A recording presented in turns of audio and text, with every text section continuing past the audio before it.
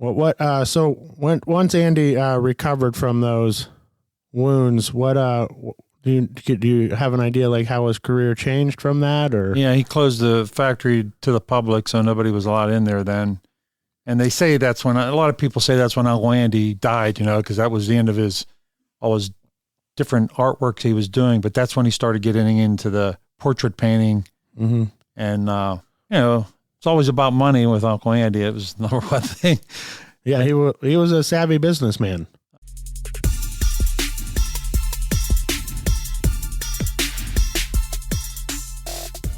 Hello, welcome back. I'm Jason Sauer, the host of the Cash on the Hood podcast. I'm here again with Marty Warhola and Steven Sickles, my main man. So before we get started, of course, I need you to like, subscribe, and share. Please share this. Help us out. We want to, Steven's the world champ, and we want to be the world champ podcasts. All right, so help us become world champs. All right. Yeah, we want to keep bringing you content. That's right. So we're going to get right back into it. So if you were just listening from episode 5, we're here with Marty Warhola, who is famous in his own right, but he also has a famous uncle named Andy Warhol. So real quick, when did Andy lose the A from Warhola? Well, that's kind of a big unknown. I mean, he went by Andre Warhola early on in his college days, and then Andy Warhola. And then when he went to New York, that's when he my dad said he had a portfolio, and he laid it out at a fashion designer's place, and a cockroach came out and he hit the table, and the A fell off. That's the story my dad tells, but I think that might be a fib. But anyway, I think he liked Warhol because it just was shorter, sounds slicker, He changed it. When did he move to New York City from Pittsburgh? 1949-50. That's, was that traumatic for your family? Were they like, good luck? I mean, he's the first one in college in the family, so it was kind of a big deal for him to go there, and he was very successful there. He was a illustrator. Mm-hmm. I mean, from art history, like he started painting windows, and then he was doing album covers with another artist here from Garfield, and those two kind of went different directions. So let's talk about the tragedy. So Andy Warhol was shot in what, 1960? 1968. As a family, what is it like to see your uncle in national news, and that what happened? Well, I guess the lady Valerie Saranis was a little bit mentally disturbed, and she was the head of this anti-men group, which probably Andy didn't know about, but he kind of tried to avoid her, but she was persistent, and she showed up with a gun to shoot him because she said he was supposed to put her in one of his movies. And she shot him. This is in 68. And when this happened, our family, my brothers, went up there to visit him and take care of him a little bit. Actually, brother and sister took care of him, after the hospital. Now, he ended up surviving from that. Oh, yeah, he was... but he was pretty tore up from it. He had a lot of really giant scars on his chest. Almost realistically, he was, I heard, pronounced dead on the table. So... he died, and they brought him back. That's incredible. But one story I'll have about my brother Paul, the oldest one in the family, is when he was up there, Andy was laying on the bed, and he came over to him, and he said, my brother was in the seminary to be a Byzantine Catholic priest, okay? And he was visiting my uncle, not visiting, he was taking care of him with my sister Eve. And he said to my uncle, hey, Uncle Andy, those prints you had over there on the table? I took a few of them and I gave them to my, friends, And Andy had a towel over his head, and he jumped up out of bed. He said, you did what? He goes, Paulie, you have to get those back. That's a whole set. And I had those for, somebody. And he goes, I can't get them back because I gave them away, a guy's out of town and stuff. Man. Oh, man. A little bit of a funny story there. So you said Byzantine. Are you talking about, did your family go to that church down in the Run? Yes. Now, I've went on the church tour here in Pittsburgh looking at murals. So I can assume if those paintings that were in that church had to influence Andy, right? Oh, there's no doubt about it. The paintings, the murals in that church, the icons in that church are just beautiful. It's a beautiful artwork, but I can imagine Andy, young, 9, 10, 12 years old, just, as kids do, just like in church, just absorbing this. I mean, so you guys did you go to that church too? No, I was before my time, but the church back then was a big deal. I mean, you didn't go one day a week. You went for all the holy days, and you might have been to church 3 or 4 times a week, Mm-hmm.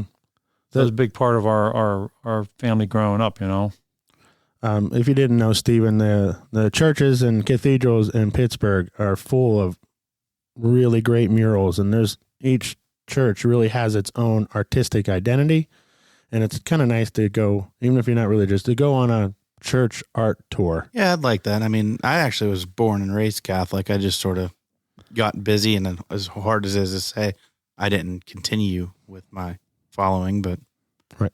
Well, I get it. Life happens, and right.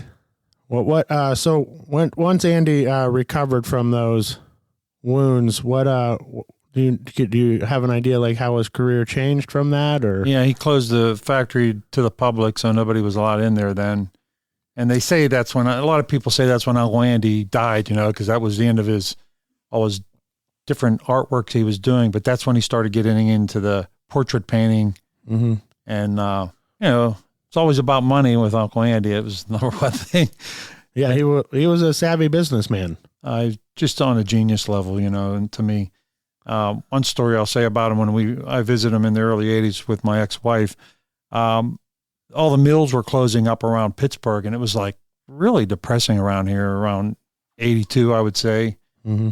And so I was telling my uncle about it, and he's like, oh, no. He said, Pitt and Carnegie University, they're getting into robotics, and they're going to be really big into computers. And in my mind, I was like, this man is so out of it. We're like, what the hell is he talking about?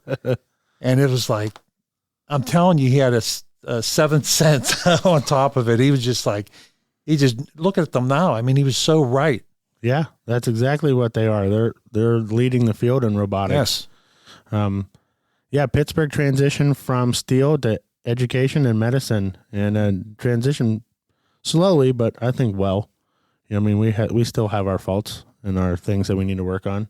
Sure. So 1980, that's when you would have bought the scrapyard in the north side. So you would have been pulling up in the north side right when the steel mills were closing. Yes. So, I mean, we were getting a lot of scrap from the steel mills, but it was kind of, soon afterward, it got pretty depressing because of all the steel workers losing their jobs.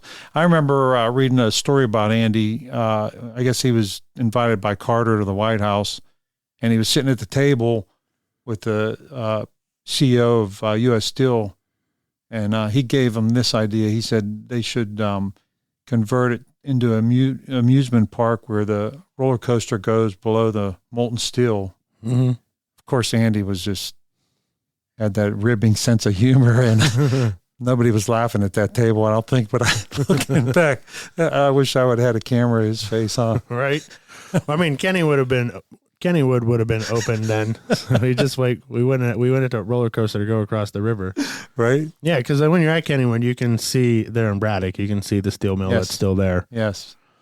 So that must have been really interesting. So do people nowadays still know Andy Warhol and you? They're like this. Is there still a connection? Do people still? Is this still something?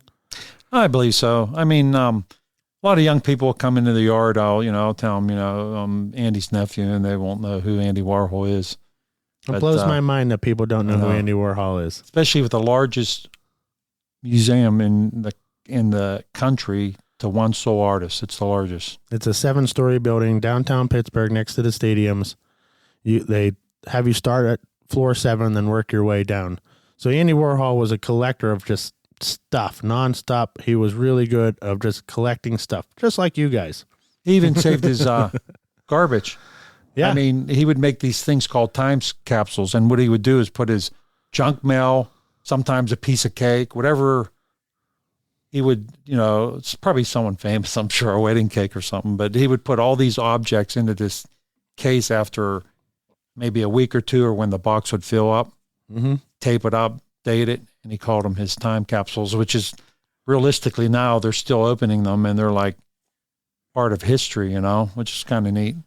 That makes it really easier to have a museum when they can keep introducing new stuff, because that's what it is. He just had so much stuff that made this museum possible. Yes. So are you familiar with the pop-up they're putting in New York City? The Warhol Museum? You mean in Pittsburgh? No, they have a New York City pop-up Warhol.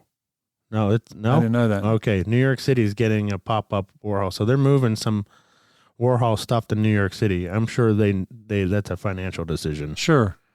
Now, okay, so you have stuff of yours in the Warhol Museum, right? From your family that Andy gave you, or? Not really. Oh, well, you're talking about the paintings. Yeah. Oh, sure. Yeah, we have some of his college paintings, and actually, there's 10 of them, from his college days. And I'll tell you an interesting story about those. Well, my Uncle John, cleaned out the house in Oakland, and he called my dad up. He says, "Hey, Paul, I got this stuff over here. You want to come and get it, And he was already in New York, and my grandmother was already there.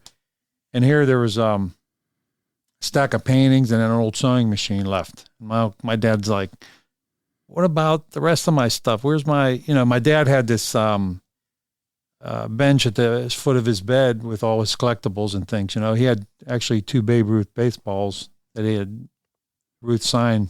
Oh, cool. My dad used to hang around the stadium, and he saw Babe hit the last home run there, too. Oh, that's right, because in Oakland, that's where the Pirate Stadium was before it went to the North Shore. Yes. That's where, Mazeroski hit the home run. Yes. It's pretty cool. But anyway, he had these paintings, and my dad's like, "What am I going to do with these things?" So he calls Andy up. He goes, "I got these paintings from your college days. What do you want to do with them?" And he said, "You either get rid of them or keep them, Paul, whatever you want to do." And my dad, of course, hung on to them. Smart.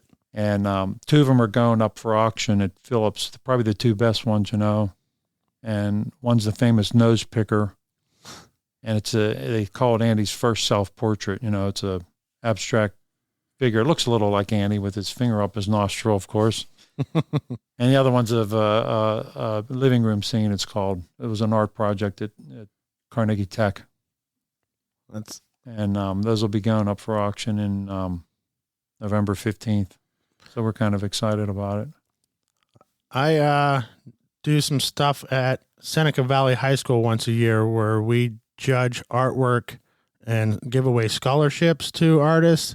And I work with one of your relatives there.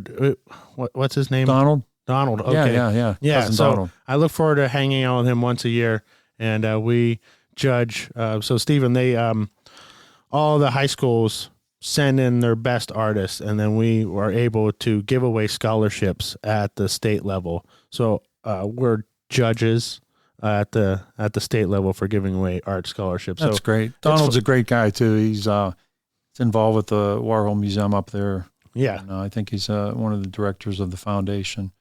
Yeah, but he has a great knowledge of Andy's history. Yeah, we always have. I think the 2 of us really enjoy each other's company because I don't know. We just I know a lot about art history is like one of my passions.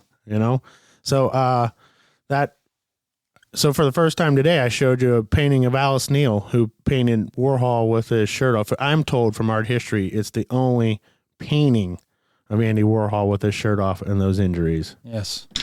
So Stephen doesn't know much about Andy Warhol. I don't. I'm learning.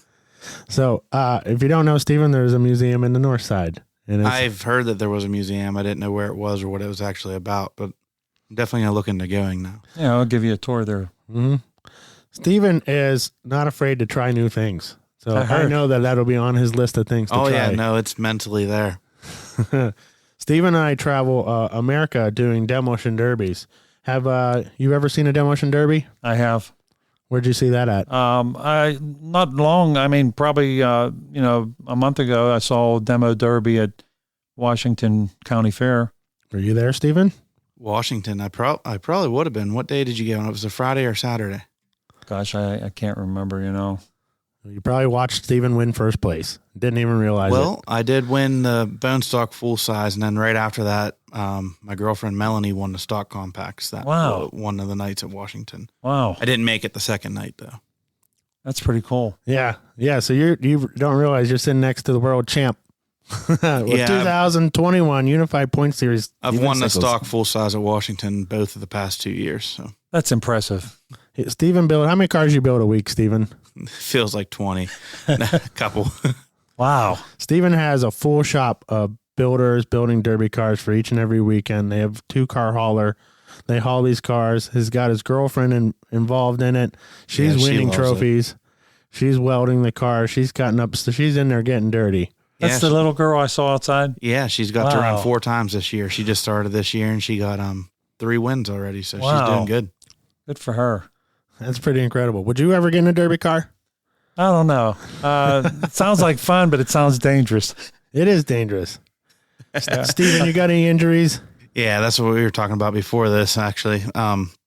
Known injuries in a derby car. I broke my pointer finger on my left hand. It's still a little crooked. I can straighten it, but it feels really awkward. It's a lot of crooked. It's a lot of crooked.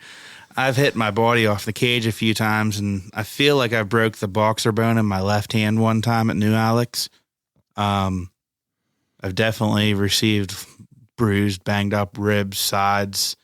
Oh yeah, I've seen Steven's sides when he gets hit in a car, he'll fold over in half. Like his head will bend all the way down to the seat. Oh yeah, like it'll just get. So I only wear the lap belt. I don't wear the chest belt. I get less sore when I wear just the lap belt, and I'm able to maneuver my body to see everything going on better. Makes sense. Our buddy Breeze got himself a little chest injury from wearing the shoulder harness. So yeah, the lap belt. That's the key. You want to be loose in a derby car. You want to. Yeah, right. Yeah, I actually have friends that don't wear a seatbelt at all, but I couldn't imagine that. No, That doesn't sound legal. no, it's terrible. It's not supposed to be allowed. It's sort of like one of them things you go through. Normally, so when you pull in the arena, the official seatbelt, safety glasses, look at your battery, make sure that everything looks okay. Go ahead, have a good time. So most of the time, they even pull up on your seatbelt. So you're supposed to be wearing one. Yeah. I've not wore a seatbelt only because I've accidentally taped it to the pillar. And so I'll build a derby car for months and never once try the seatbelt. Not once. I put the helmet on, the derby's ready to go, and I'm pulling on the seatbelt. I'm like, oh my God, I have this thing. Like I pull out in 8 seconds and I have this seatbelt wire tied to the car that I can't even. So I'm like, we're So in my it now. dad will enjoy this one because every derby I go to now, and I've ran in between 200 to 300 times. I'd imagine I'd have to actually sit down and count. I'd say at least 4 times I showed up to the derby without even having a seatbelt in my car. So it's like an ongoing joke with my dad now, and I've been a lot better the past 2 years. Like, you got your seatbelt? Did you make sure it worked? Yes, Dad. Well, it's true. Because you worry about so many other things, making sure the car runs, gets on and off the trailer. You want to make sure you have the best car mechanically and structurally when you pull in that track, but you don't necessarily think about yourself. No, I never worry about that one particular thing until I've accidentally welded them behind the seat bar. I've done all kinds of stuff with my seat belts. Mm-hmm. Hey, I have a side question. What's the story on the bus derbies? The bus derbies, they don't have them much anymore. They actually used to have them at Washington every year. So, Butler still has one? Mm-hmm. Okay, I know there were some. I know Smash had one in Ohio last year. I've never even watched one, believe it or not. Really? I've seen them on YouTube. They have such hard maneuverability. Yes. They don't really It's a crowd excite me. favorite. I think it's comic relief. It's not. Yeah, really, it's definitely just the idea of the buses. It's not the actual action going on, I believe. I sent you one from TikTok from California where they're wrecking RVs. That one was wild. I was watching it and the dude lost everything off the back of this RV, and I'm like, sort of looks a little bit sketchy, and he's just still going at it. It's pretty. The people are like driving right through the RVs, and there's just stuff everywhere on the track. Oh, I'd hate to be the cleanup crew. Oh my gosh! Like, it's incredible. So they have large engines in those vehicles, don't they? Yeah, they'd have big blocks, so they get going. So, so Steven's trying to derby in all 50 states. Okay. Now, we already derbied in California, but that was Southern California. So I sent him one from Northern California in April. So we were able to check off Steven's Minnesota. He ended up getting second place in Minnesota last week. Wow. Yeah, and I'm actually, where's your can? Which can? The spray paint can. Oh, it's in my, dang it. That was the perfect prop. It was. I'll have it for next month. Okay. So you have one race left for the championship? I'm done running as far as championship was this year. Okay. Came in second, did you? Yeah, I'll finish second in the point scoring. Pretty impressive. That's a bummer. Yeah, You really. did all that just to come in second? Yeah, I mean, it's That's not bittersweet. It's bittersweet. Who'd you lose to? Do you dare say? Oh, his name's JD Lorene. He's actually from Pennsylvania as well. He's, I believe, like Claysville, Washington area. Oh, Yeah. okay. That's close. Yeah. So, what's still your reigning? They haven't given him the chance. So it's still your it years. isn't called yet. It's still your year. You're still the reigning champion there, Correct. Steven. That's pretty fun. Now, Steven is known for running little cars. Like, you're probably used to seeing demolition derbies in big 70s cars. So Steven cut his teeth like in the Camry and stuff like that. The kids that are building Camrys nowadays, it's absolutely amazing what they can do with a front-wheel drive car. Front-wheel drive cars moves because of the torque, the front-wheel drive. They move so fast. This dude gets smashed so hard, so often. I feel for his safety. It's just incredible. Wow. Oh, they're rough. You have to put armor plating around it, don't you? Yeah, they're rough. And I know you don't get to see many derbies, so we can actually make them Camrys run off like 2 wires, like an old school Chevy motor. So Really? pretty much just spark and fuel and go. It's pretty incredible. So it's fun. Now, you don't buy full cars, do you, there in the north side? No, we don't have enough space. I brought you some cars, though. They're always pieces of cars. Yes. I brought you the famous Suburban. You took that off my hands, and I appreciate that. kind of sad to see them go because they were so painted up, even though they were smashed up. I love that's another thing I wanted to talk about. The colors you use. I mean, it's almost like candy. You want to eat them. It's fun. Now, you came to my art gallery once, and you bought a sculpture from me, and I appreciate that. I took a car out to California and had it smashed by what's called Megabots. It's my most viewed video, millions of views. This giant robot with an LS motor had homemade paintballs to a crowd of 300,000 people, smashed that car. And we had a Pittsburgh theme on that car. Marty came to my gallery and bought the door off the car, and then it's now hanging in the scrapyard as a central piece when you walk in amongst the Andy Warhol stuff. So That's awesome. It's the only time I get to share space with Andy Warhol, other than like when I go to Miami and he's like, they're reselling his stuff there. But we need to get moving on the Gerardo's Cadillac project. We do. Yeah. So we needed to come back from Minnesota. That was our thing. Now that we're done with Minnesota, we got to finish up with Dead Man. So Steven and I have a demolition derby here in 2 weeks. So by the time you're hearing this podcast, Steven will probably have another first place. Hoping. So it's a horror movie themed demolition derby. Oh, wow. And it's pretty fun. Yeah, so the whole theme of that derby is based off the movie The Purge. Have you ever heard of that or seen it? Of course, yes. So TJ's put this together that it is your right to purge. So he plays on it. This one derby this whole year, it's your right. If you want to go out there and junk this one specific guy, purge. So Yeah, it's fun. and being Halloween weekend, it works out for some awesome paint jobs. It does. I've been painting my way up and down the state. I painted 4 cars just the other day. Wow. I painted this one train driving through zombies and zombie parts everywhere. Tons of fun. So it was called the Crazy Train. Yeah, that dude's a good guy. That Brian Mansfield. Yeah. He's a good dude. Yeah, I believe that's was- who that was, right? Yeah, it was Brian Mansfield and his whole family. So These paint jobs are phenomenal. I just can't believe. I said to Jason today, I said, I mean, I hated to ask, but it looked like a decal because it was so perfect. Yeah, I have a car that Jason needs to paint in the next couple of weeks too. So it's fun. We're getting better. And that's the best part about derby cars is they never stop building them.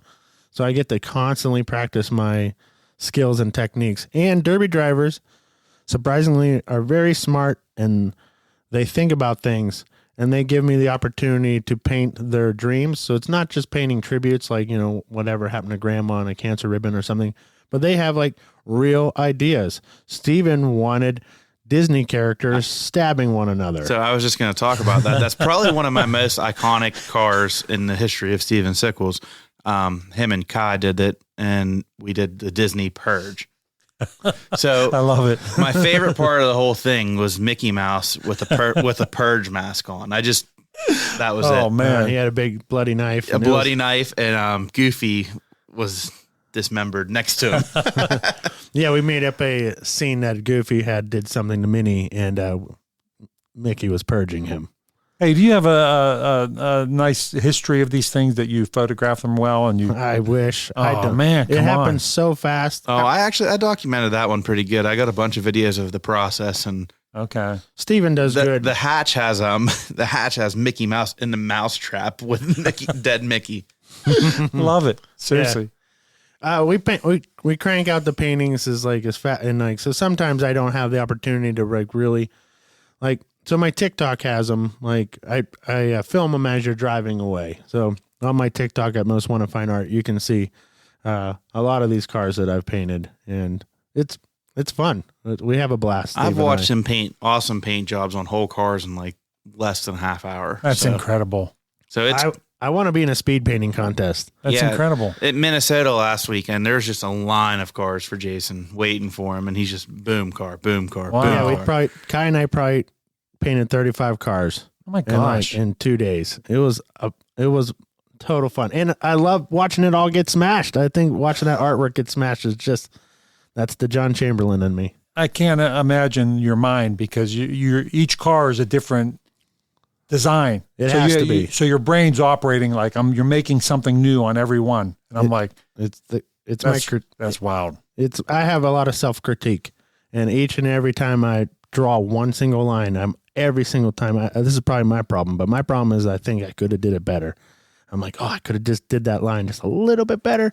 So every time even if it's the last car of the night, I want it to be. The thing with Demolition Derby is you have probably from noon to 4 to get this whole line done. So it's hard I'm sure it's hard for him. Derby drivers don't have the cars prepared for me weeks in advance. So there's some other artists who do this, and they airbrush or whatever, but they need your car to be done, competition ready, and then in their shop 2 weeks before because they're going to work on it for a full week. So there's other artists out there who are making greater artwork than I am, but they have a full week. Yeah. And I don't know that I'd say some of your stuff quick is better than I've seen people do. I believe it.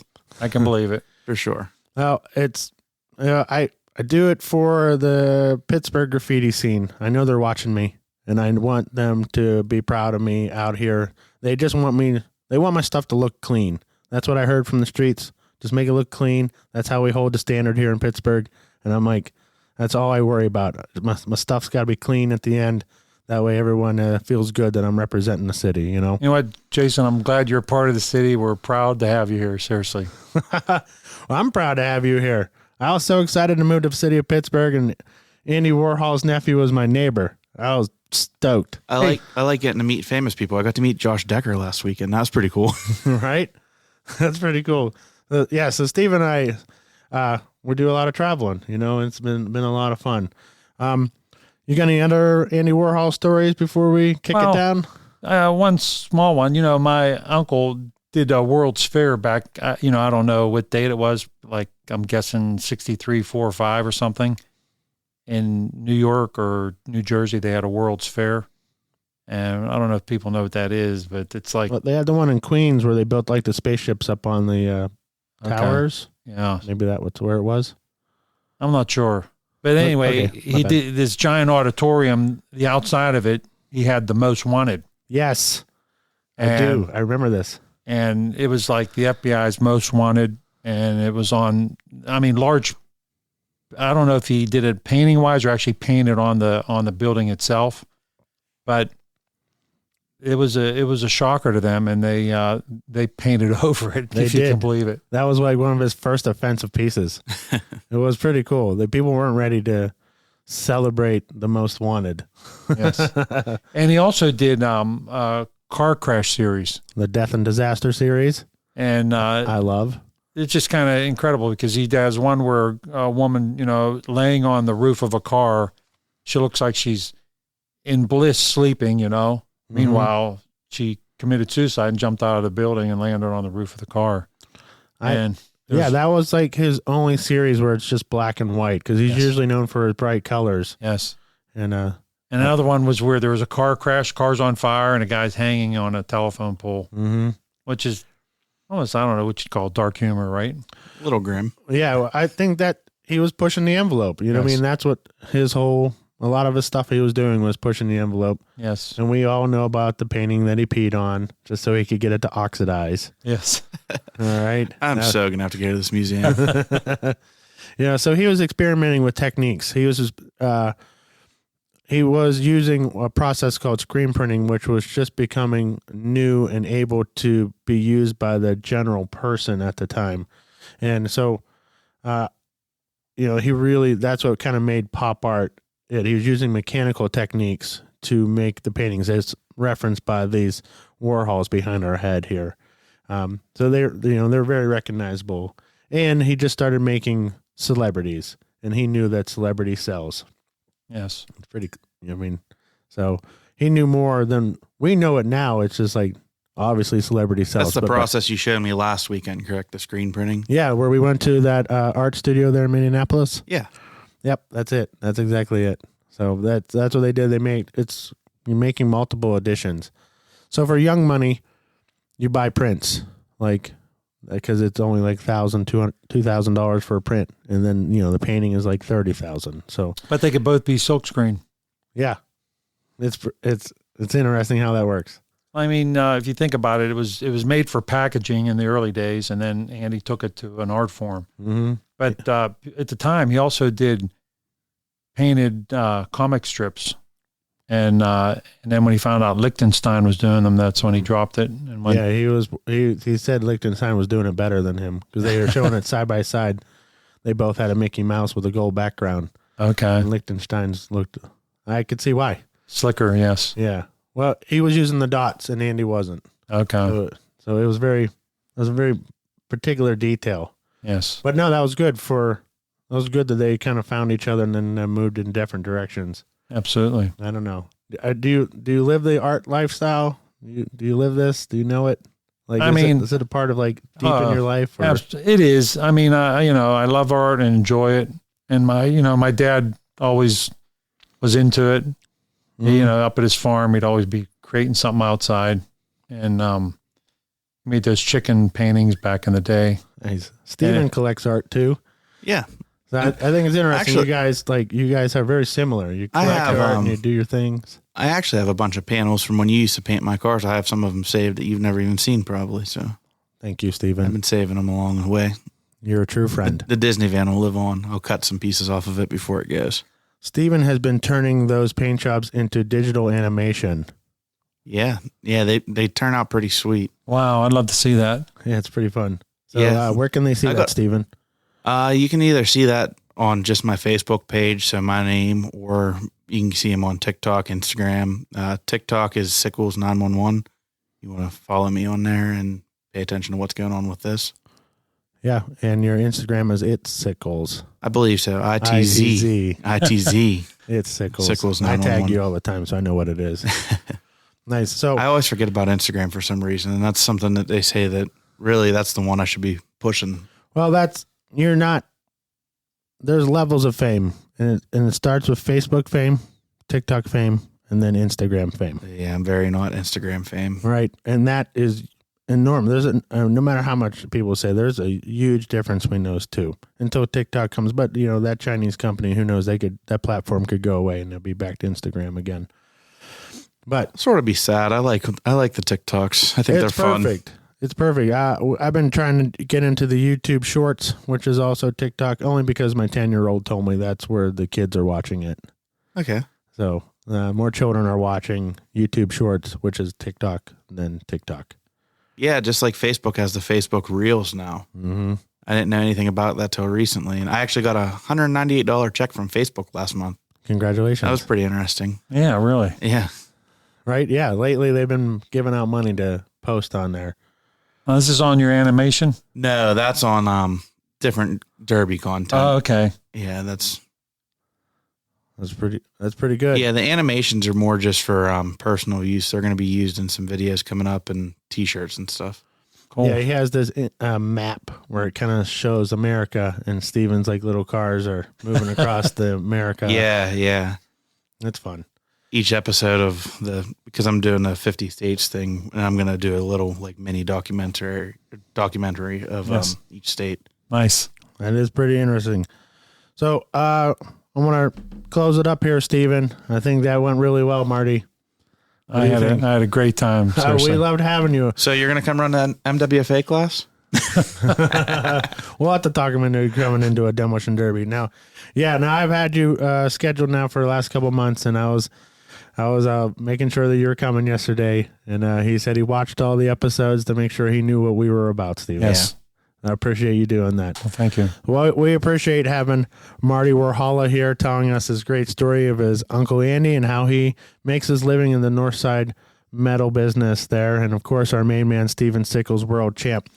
I'm Jason Sauer. This is Cash on the Hood. And please like and subscribe, share. Steven and I want to be world champs in podcasts. We're taking down Rogan and the Logan brothers simultaneously. Oh, boy. Yeah, well, we can do it. I believe in us. So, thanks again for Brian Cottington. He has Cinema Psychos podcast. He is our engineer, and he makes sure all the buttons are pushed correctly, and we love Brian for everything he does. And, of course, our main man, Gerardo, there in Mexico, taking the video portion of this and turning it into our YouTube channel. So without Gerardo and Brian, we are kind of just sitting here looking silly. So I appreciate them, and I appreciate StudioME here in East Liberty for giving us the opportunity to do what we do here in the city of Pittsburgh. And for Cash on the Hood, I want to thank you guys so much for coming in. Thank you.